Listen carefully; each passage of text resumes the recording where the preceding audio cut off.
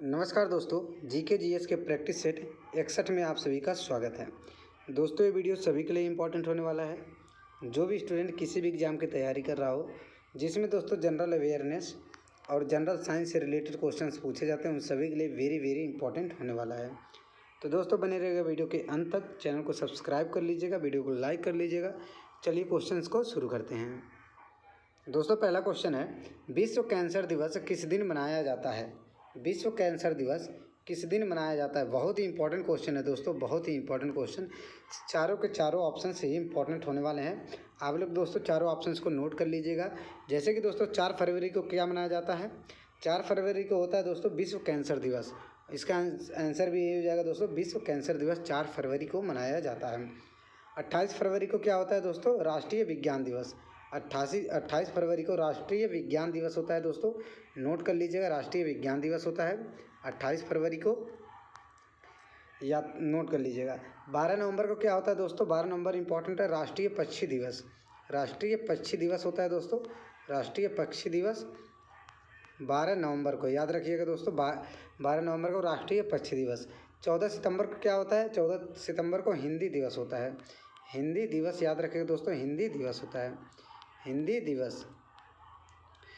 दिवस होता है 14 सितंबर को। तो दोस्तों 4 फरवरी को होता है विश्व कैंसर दिवस। 28 फरवरी को होता है दोस्तों राष्ट्रीय विज्ञान दिवस। 12 नवंबर का होता है राष्ट्रीय पक्षी दिवस। 14 सितंबर का होता है हिंदी दिवस, याद रखिएगा। अगला क्वेश्चन है, रेडियो सक्रियता की खोज किसने किया था? बहुत ही इंपॉर्टेंट क्वेश्चन दोस्तों, very very important question. Radio सक्रियता की खोज किसने किया था? तो इसका आंसर हो जाएगा दोस्तों, रेडियो सक्रियता की खोज हेनरी बैक्यूरेल ने किया था। हेनरी बैक्यूरेल ने किया था। ऑप्शन नंबर 2 से हो जाएगा दोस्तों, हेनरी बैक्यूरेल ने। ऑप्शन नंबर 2 से हो जाएगा हेनरी बैक्यूरेल ने। मैडम क्यूरी की बात करें दोस्तों, मैडम क्यूरी की, तो मैडम क्यूरी से रिलेटेड हो जाएगा, इन्होंने किस चीज़ का खोज किया था? रेडियम की। रेडियम की खोज इन्होंने किया था, जिसके लिए इनको दोस्तों नोबेल पुरस्कार दिया गया था। माइकल फैराडे की बात करें दोस्तों, तो माइकल फैराडे ने डायनेमो को खोज किया था। डायनेमो की खोज किसने किया था? माइकल फैराडे ने। जॉन डाल्टन की बात करें दोस्तों, तो परमाणु सिद्धांत किसने दिया था? परमाणु सिद्धांत दिया था जॉन डाल्टन ने, याद रखेगा। परमाणु सिद्धांत दिया था जॉन डाल्टन ने।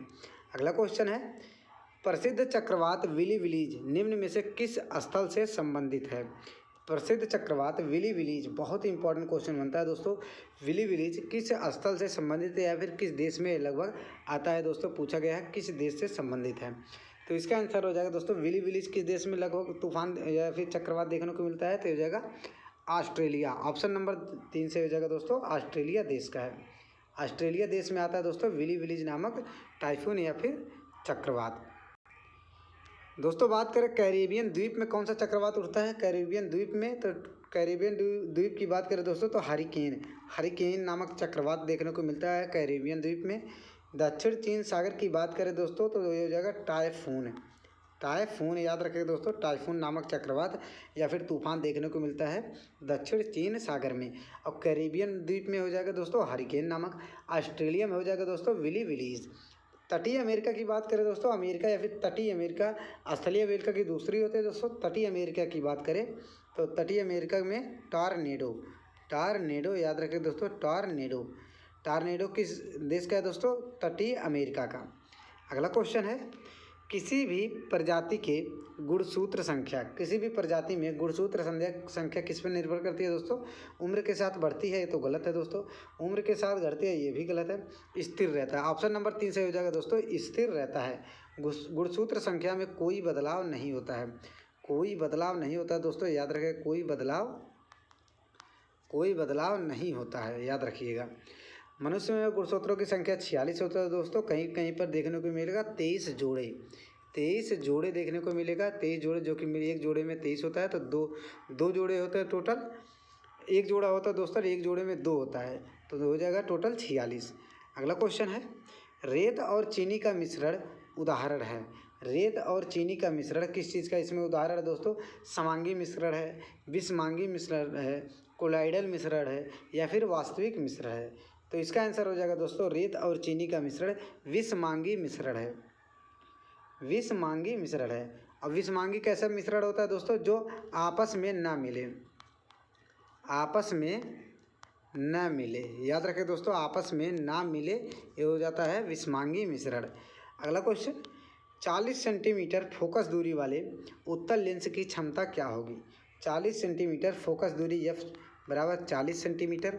इसको दोस्तों मीटर में कन्वर्ट करेंगे तो 100 से डिवाइड करेंगे मीटर में कन्वर्ट करने के लिए, तो ये हो जाएगा दोस्तों 0.4 मीटर। 40 मीटर लिखें या फिर 4 मीटर। तो इसका दोस्तों क्या पूछा है, उत्तल लेंस की क्षमता क्या होगी? तो ये हो जाएगा दोस्तों, क्षमता का सूत्र होता है P बराबर 1/F। P बराबर 1/F रखेंगे तो हो जाएंगे 2.5 डायोप्टर। 2.5 डायोप्टर, ऑप्शन नंबर 2 सही हो जाएगा 2.5 डायोप्टर। याद रखेंगे दोस्तों, ऑप्शन नंबर 2 सही हो जाएगा। अगला क्वेश्चन है, दुर्गा पूजा किस राज्य का प्रमुख त्यौहार है? बहुत ही इंपॉर्टेंट क्वेश्चन है दोस्तों, दुर्गा पूजा किस राज्य का प्रमुख त्यौहार है? तो इसका आंसर हो जाएगा दोस्तों पश्चिम बंगाल का। पश्चिम बंगाल का प्रमुख त्यौहार है दोस्तों दुर्गा पूजा, याद रखिएगा। और दोस्तों बात करें कि महाराष्ट्र का प्रमुख त्यौहार कौन सा है, तो गणेश विसर्जन। गणेश पूजा दोस्तों, गणेश चतुर्थी या फिर गणेश विसर्जन हो जाएगा महाराष्ट्र का। बिहार का दोस्तों बात करें तो छठ पूजा बहुत ही इंपॉर्टेंट यहाँ पर है दोस्तों, छठ पूजा यहाँ पर बहुत ही इंपॉर्टेंट है। और छठ पूजा में दोस्तों नदी का बहुत महत्व है, नदी का बहुत ज़्यादा महत्व है छठ पूजा में, ये भी याद रखिएगा। एसएससी का बहुत फेवरेट क्वेश्चन है दोस्तों, छठ पूजा में किसका बहुत महत्व हो जाएगा दोस्तों, नदी का। और छठ पूजा किस राज्य का मुख्य रूप से त्यौहार है, ये जाएगा बिहार का।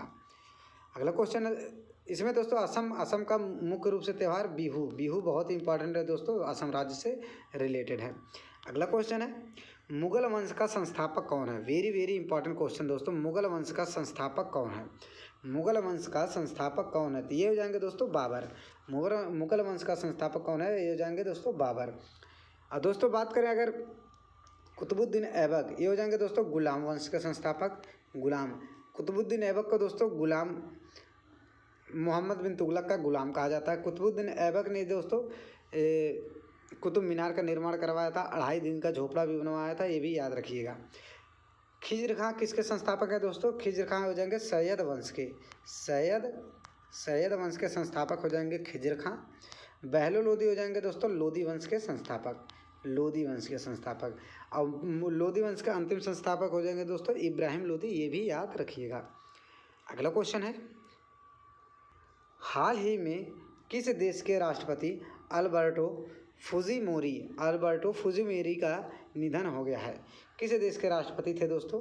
अल्बर्टो फुजीमोरी, जो कि जिनका निधन हुआ है वो किस देश के राष्ट्रपति थे? तो इसका आंसर हो जाएगा दोस्तों पेरू, ऑप्शन नंबर 3 सही हो जाएगा, पेरू देश के राष्ट्रपति हुआ करते थे।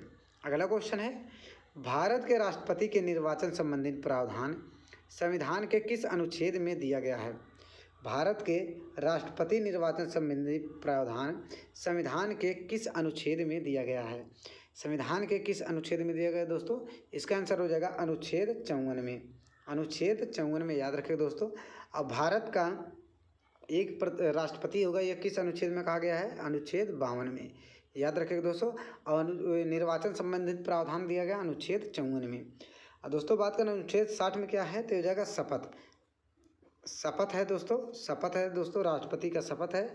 अनुच्छेद 61 है महाभियोग की प्रक्रिया, महाभियोग की प्रक्रिया है दोस्तों, महाभियोग की प्रक्रिया है जो कि दोस्तों राष्ट्रपति पर चलाया जाता है। अनुच्छेद 123 में है दोस्तों अध्यादेश, अध्यादेश है दोस्तों जो कि राष्ट्रपति द्वारा लागू किया जाता है, अध्यादेश है, याद रखिएगा।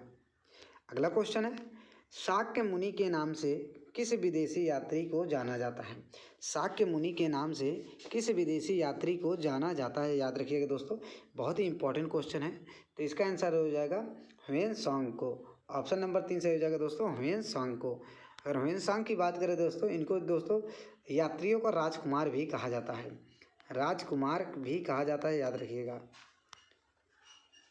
यात्रियों का राजकुमार कहा जाता है दोस्तों। और दोस्तों नीति का पंडित भी कहा जाता है, याद रखिएगा, नीति का पंडित कहा जाता है, ये भी याद रखिएगा, नीति का पंडित कहा जाता है, ये भी याद रखिएगा। ये किस देश के निवासी थे दोस्तों? हो जाएगा चीन के। और किसके शासनकाल में भारत आए थे, ये भी याद रखिएगा, हर्षवर्धन के शासनकाल में, हर्षवर्धन के शासनकाल में। उनसे रिलेटेड ये क्वेश्चन और पूछा जाता है दोस्तों, ये पूछा जाता है इनकी प्रसिद्ध पुस्तक कौन थी? तो हो जाएगा CU की, याद रखिएगा दोस्तों। सीयू की किसकी पुस्तक है? ह्वेन सांग की, ये भी याद रखिएगा। फायान भी दोस्तों चीन के निवासी थे, ये चंद्रगुप्त द्वितीय के शासनकाल में भारत आए थे। अगला क्वेश्चन है, कोयला पाया जाता है, कोयला दोस्तों किस चट्टानों में पाया जाता है? तो कोयला किस चट्टानों में पाया जाता है दोस्तों? ये जाएगा अवसादी चट्टानों में। ऑप्शन नंबर 3 से हो जाएगा दोस्तों, अवसादी चट्टानों में कोयला पाया जाता है। याद रखिए दोस्तों, अवसादी चट्टानों में पाया जाता है। अगला क्वेश्चन, हाल ही में दिल्ली की नई मुख्यमंत्री कौन बनी है? हाल ही में दिल्ली की नई मुख्यमंत्री कौन बनी है? तो इसका आंसर हो जाएगा दोस्तों, आतिशी मार लेना। आतिशी मार लेना, ऑप्शन नंबर 2 से हो जाएगा दोस्तों, आतिशी मार लेना। अगला क्वेश्चन है, झंडा समिति के अध्यक्ष कौन थे? बहुत ही इंपॉर्टेंट क्वेश्चन है दोस्तों, झंडा समिति के अध्यक्ष कौन थे? वेरी वेरी इंपॉर्टेंट क्वेश्चन बनता है दोस्तों, वेरी वेरी इंपॉर्टेंट क्वेश्चन। झंडा समिति के अध्यक्ष कौन थे? तो इसका आंसर हो जाएगा दोस्तों, JB कृपलानी। झंडा समिति के अध्यक्ष कौन थे? JB कृपलानी। दोस्तों बात करें डॉक्टर सचिदानंद सिन्हा, तो हो जाएंगे संविधान सभा के अस्थायी अध्यक्ष। अस्थायी अध्यक्ष थे दोस्तों, अस्थायी अध्यक्ष। VN राव दोस्तों प्रारूप समिति के अध्यक्ष थे। प्रारूप समिति के अध्यक्ष थे। प्रारूप समिति के अध्यक्ष, याद रखें दोस्तों, अध्यक्ष थे VN Rao. Doctor BR Ambedkar की बात करें दोस्तों, ये हो जाएंगे संविधान सभा के संवैधानिक सलाहकार थे। ड्राफ्टिंग कमेटी के दोस्तों अध्यक्ष थे। प्रथम कानून मंत्री थे, ये भी याद रखिएगा, प्रथम कानून मंत्री थे। संविधान का जनक भी कहा जाता है इनको, BR अम्बेडकर को, याद रखिएगा। अगला क्वेश्चन, सेंटलीज जनजातियाँ कहाँ पाई जाती हैं? वेरी वेरी इंपॉर्टेंट क्वेश्चन दोस्तों। सेंटलीज जनजातियाँ बहुत ही खतरनाक जनजाति हैं दोस्तों, ये सेंटलीज जनजातियाँ कहाँ निवास करती हैं या फिर पाई जाती हैं? तो इसका आंसर हो जाएगा दोस्तों, सेंटलीज जनजातियाँ अंडमान और निकोबार द्वीप समूह में, अंडमान और निकोबार द्वीप समूह पे पाई जाती हैं सेंटलीज जनजातियाँ। याद रखें दोस्तों, अंडमान और निकोबार द्वीप समूह में पाई जाती हैं सेंटलीज जनजातियाँ। राजस्थान के 12 जिले में कौन सी जनजाति पाई जाती है दोस्तों? सहारिया। याद रखिए दोस्तों, सहारिया जनजातियाँ पाई जाती हैं राजस्थान के 12 जिले में। और दोस्तों गारो खासी पहाड़ियों पर कौन सी जनजाति पाई जाती है? तो ये जाएगा बोडो जनजाति। याद रखिए दोस्तों, बोडो जनजाति गारो खासी पहाड़ी पर पाया जाता है, ये भी याद रखिएगा। मध्य प्रदेश में सबसे ज़्यादा जनजाति पाई जाती है दोस्तों, गौंड जनजातियाँ सबसे ज़्यादा कहाँ निवास करती हैं? मध्य प्रदेश में, याद रखिएगा। अगला क्वेश्चन है, शैवालों का अध्ययन क्या कहलाता है? शैवालों का अध्ययन क्या कहलाता है? बहुत ही इंपॉर्टेंट क्वेश्चन है दोस्तों, वेरी वेरी इंपॉर्टेंट क्वेश्चन। शैवालों का अध्ययन क्या कहलाता है? तो इसका आंसर हो जाएगा फाइकोलॉजी। शैवालों का अध्ययन हो जाएगा दोस्तों फाइकोलॉजी। शैवालों का अध्ययन फाइकोलॉजी। माइकोलॉजी होता है दोस्तों कवकों का अध्ययन माइकोलॉजी होता है। शैवालों का अध्ययन फाइकोलॉजी होता है। हिस्टोलॉजी होता है दोस्तों उत्तकों का अध्ययन हिस्टोलॉजी होता है। एंटोमोलॉजी होता है दोस्तों कीट पतंगों या फिर चींटी का अध्ययन। कीट पतंगों का अध्ययन होता है दोस्तों एंटोमोलॉजी, याद रखिएगा। तो माइकोलॉजी हो जाएगा कवकों का अध्ययन, फाइकोलॉजी हो जाएगा दोस्तों शैवालों का अध्ययन, हिस्टोलॉजी हो जाएगा उत्तकों का अध्ययन, एंटोमोलॉजी हो जाएगा दोस्तों कीट का अध्ययन। अगला क्वेश्चन है, प्रथम भक्ति आंदोलन का आयोजन किसने किया था? प्रथम भक्ति आंदोलन का आयोजन किसने किया था?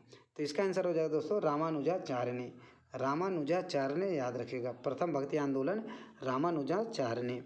अगला क्वेश्चन है, ल्यूमेन किसका मात्रक होता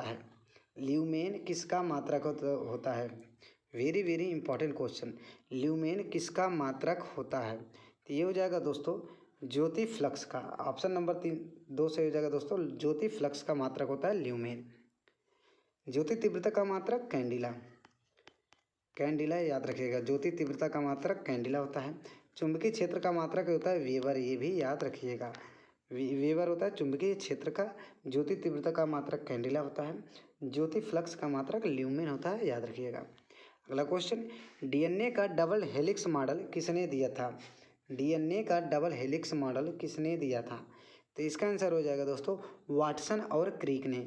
ऑप्शन नंबर 1 से हो जाएगा वाटसन और क्रिक ने डीएनए का डबल हेलिक्स मॉडल दिया था, याद रखिए दोस्तों वाटसन और क्रिक ने। डी डुबे की बात करें दोस्तों तो लाइसोसोम की खोज किसने किया था? लाइसोसोम की खोज किया था ली डुबे ने। इसको दोस्तों आत्महत्या की थैली कहा जाता है, याद रखिएगा। आत्महत्या की थैली कहा जाता है इसको, आत्महत्या की थैली, याद रखिएगा। रॉबर्ट रूट ने दोस्तों कोशिका की खोज किया था। कोशिका की खोज किसने किया था? रॉबर्ट हुक ने। ये भी मृत कोशिका की, याद रखिए दोस्तों, मृत कोशिका की। और जीवित कोशिका की खोज किसने किया था? ल्यूवेनहॉक ने। ये भी याद रखिएगा। अगला क्वेश्चन, धन विधेयक प्रस्तुत किया जाता है। धन विधेयक को कहाँ प्रस्तुत किया जाता है दोस्तों? ये हो जाएगा लोकसभा में। धन विधेयक को कहाँ प्रस्तुत किया जाता है? ये हो जाएगा लोकसभा में। और कोई विधेयक धन विधेयक है या फिर नहीं, इसका निर्णय कौन करता है दोस्तों? लोकसभा स्पीकर, लोकसभा अध्यक्ष दोस्तों, याद रखिएगा, लोकसभा अध्यक्ष। लोकसभा अध्यक्ष इसका निर्णय करता है। कोई विधेयक धन विधेयक है या फिर नहीं, इसका निर्णय कौन करता है? लोकसभा अध्यक्ष, याद रखिएगा। धन विधेयक किस संविधान के किस अनुच्छेद में दिया गया है? ये अनुच्छेद 110 में दिया गया है, ये भी याद रखिएगा। तो दोस्तों बस आज के लिए इतना ही। उम्मीद करता हूँ दोस्तों वीडियो पसंद आई हो। वीडियो पसंद आई हो तो चैनल को सब्सक्राइब कीजिएगा, वीडियो को लाइक कीजिएगा, एक शेयर ज़रूर कर दीजिएगा। धन्यवाद।